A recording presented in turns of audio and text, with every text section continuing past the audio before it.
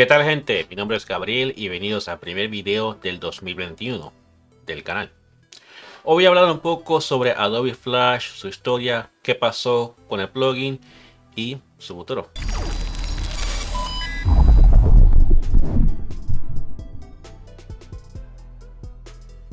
Este año van a haber muchas páginas que fueron afectadas porque el 31 de diciembre de 2020 la compañía Adobe anunció que ya no va a dar soporte para Adobe Flash y también empezó a bloquear contenido desde el 12 de febrero de 2021.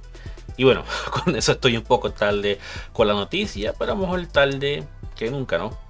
También Adobe recomienda que remuevas el plugin de tu computadora lo más pronto posible porque ya no se considera seguro para tu sistema, y Microsoft también lo va a remover con una actualización de Windows para sus navegadores lo más pronto posible. Creo que ya empezó a hacerlo este año o el año pasado, no estoy seguro. Entonces vamos a hablar un poquito de la historia de Flash.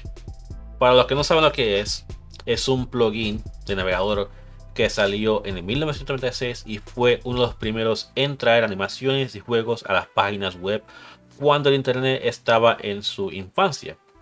Por ejemplo, juegos como Sala Fingers, que podrías encontrar en páginas populares como Newsground, Miniclip y Armor Games. Mi favorita era de Newsgrounds. Y entonces, en el 1995, Jonathan y su equipo decidieron añadir la opción de animación a su producto llamado Smart Sketch,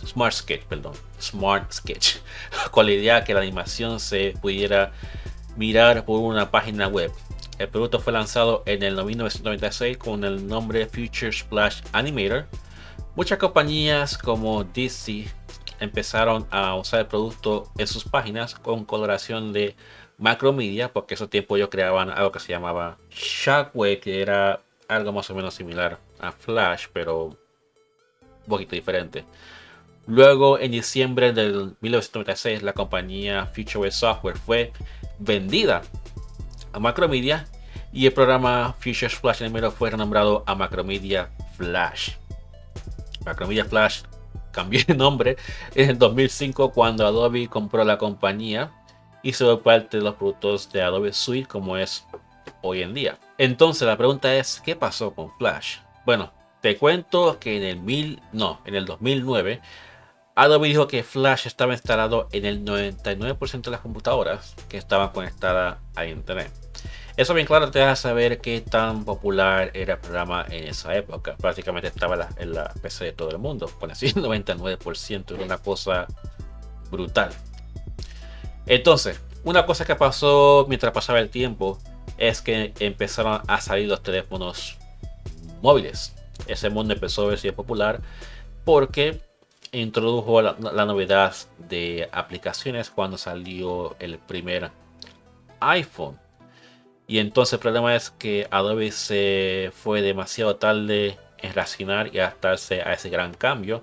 Y muchos teléfonos no se pueden usar para ver páginas que tenían Flash, especialmente los iPhones, iPads y hasta Android.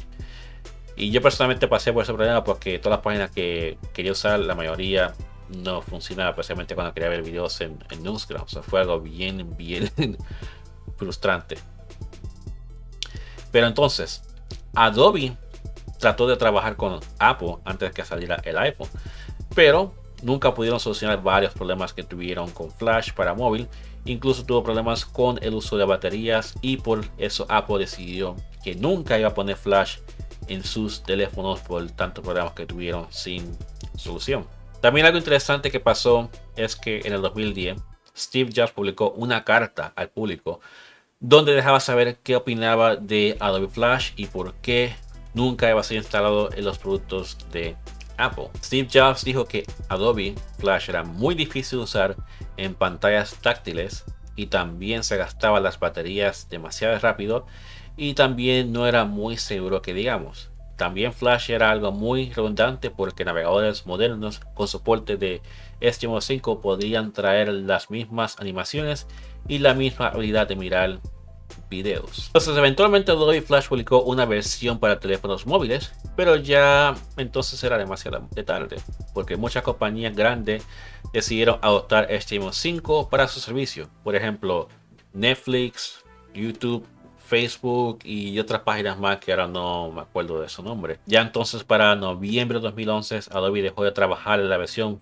móvil de Flash, pero seguía enfocándose en la versión de computadoras.